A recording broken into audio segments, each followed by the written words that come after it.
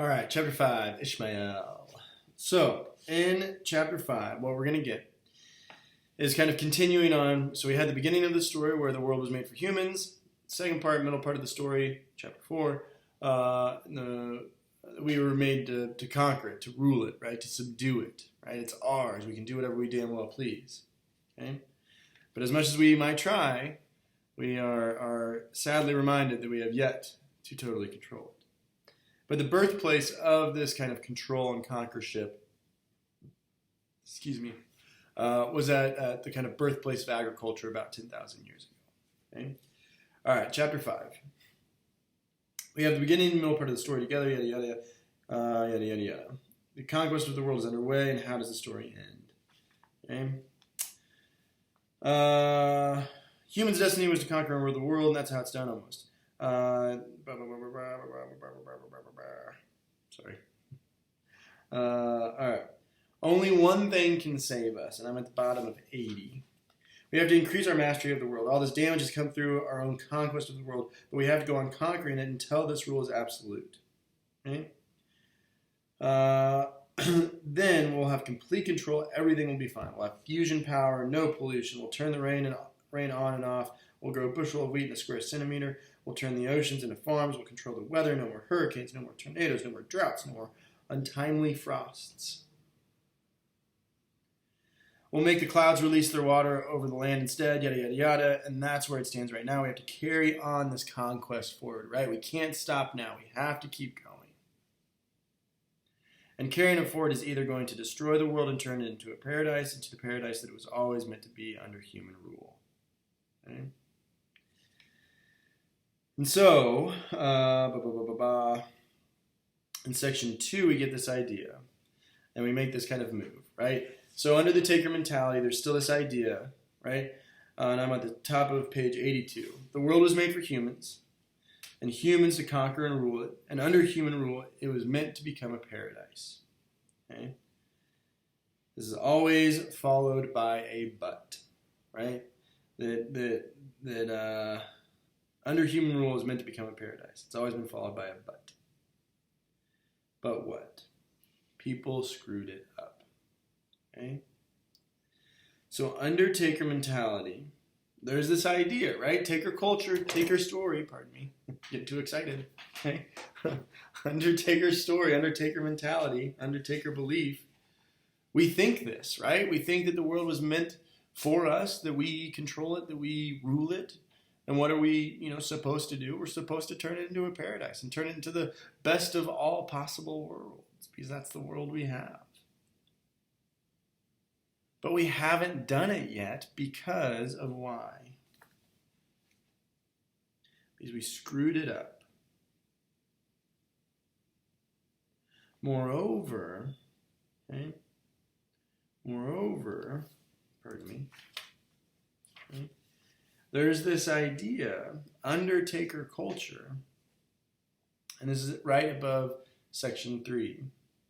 Everyone in your culture knows this. Humans were born to turn the world into a paradise, but tragically, they were born flawed.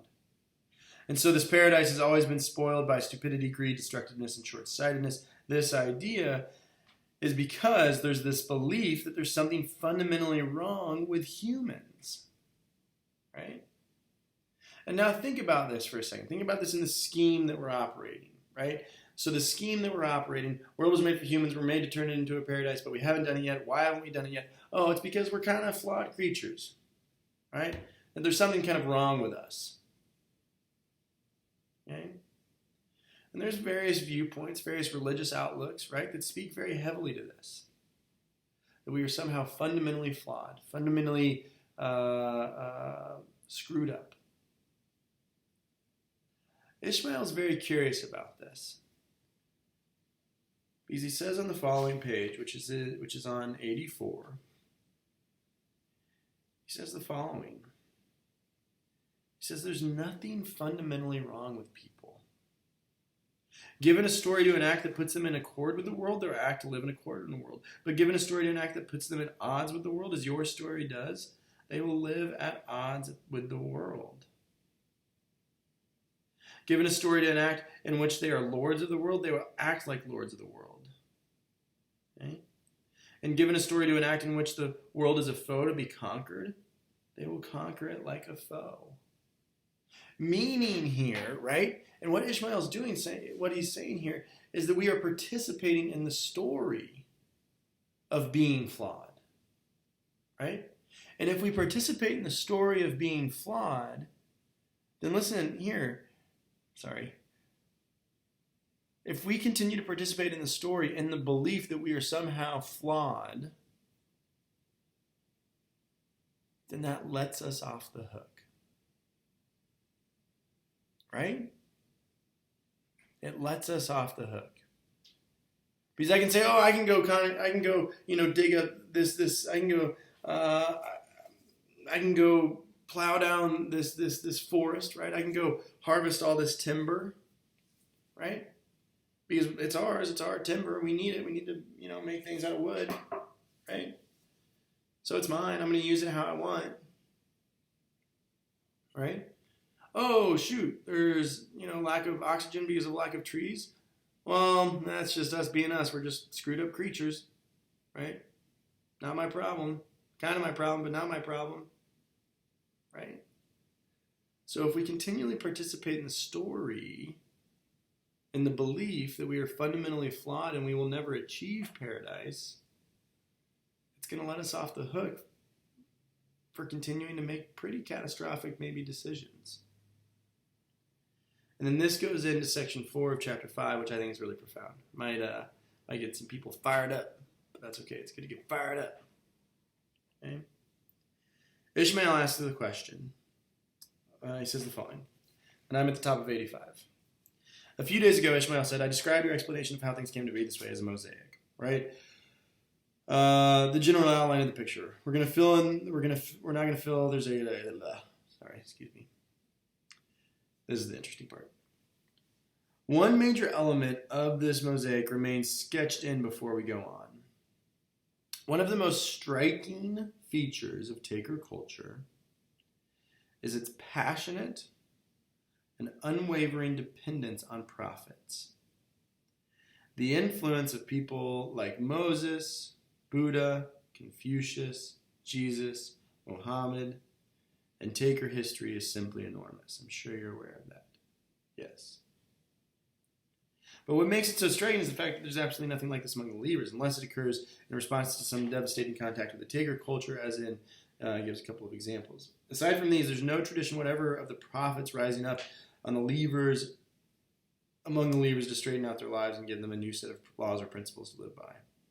Sort of vaguely aware of that. I suppose everyone is gone. I think the feeling is what the hell, yada, yada, yada. Okay.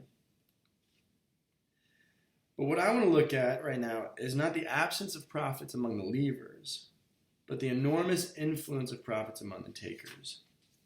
Millions have been willing to back their choice of prophet with their very lives. What makes them so important? What were the prophets trying to accomplish here, right? What are they here to do? You said it yourself a minute ago. They were here to straighten us out and tell us how it is we ought to live. Vital information worth dying for, evidently. Ishmael, page 86, for me. But why? Why do you need prophets to tell you how it is you ought to live? Why do you need anyone to tell you how it is you ought to live? Right, now this is challenging, and again, I know that this might strike some of you, especially with religious outlook, which is totally all well and good, and that's great, right?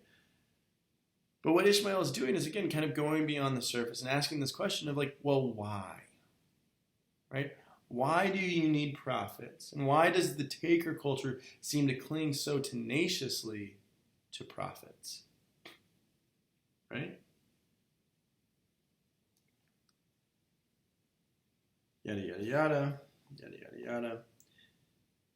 The narrator says, well, maybe we need prophets to tell us how it is we ought to live, because otherwise we wouldn't know, right? Maybe that's again, this idea that we're convinced that the prophet knows how it is, we ought to live. And Ishmael is again going to push back on that. He's going to say, well, maybe there is knowledge of how it is we ought to live. We just haven't been looking in the right places, right? That under taker mentality, there's sometimes this view that ultimately, right, that knowledge is unattainable, that knowledge is exclusive, that knowledge doesn't pertain to us, so we have to seek to the prophets to kind of gain that knowledge. But in fact, Ishmael says, right, excuse me, right? But Ishmael says, sorry, I gotta find it, right? We need to look at what's out there, right? Now, right above section 5. We have certain knowledge about all these other things. Why don't we have such knowledge about how to live? Right? Doesn't that seem strange to you, considering the fact that this is by far the most important kind of problem humankind has to solve, right? Instead, we find out not a single one of you has ever wondered whether any such knowledge out there can even be obtained. Okay? Excuse me. Right? But this idea here, right, that Ishmael is again kind of making the claim here that we need to look at what is actually out there. And when he says out there, he means out in the world. Okay? And so in chapter 6, and this is where the next couple of videos are going to go, okay, he's going to move to this discussion on what he calls laws.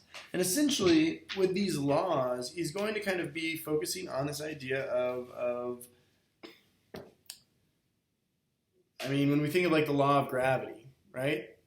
That the law of gravity exists, we discovered it, right? And it existed before we discovered it.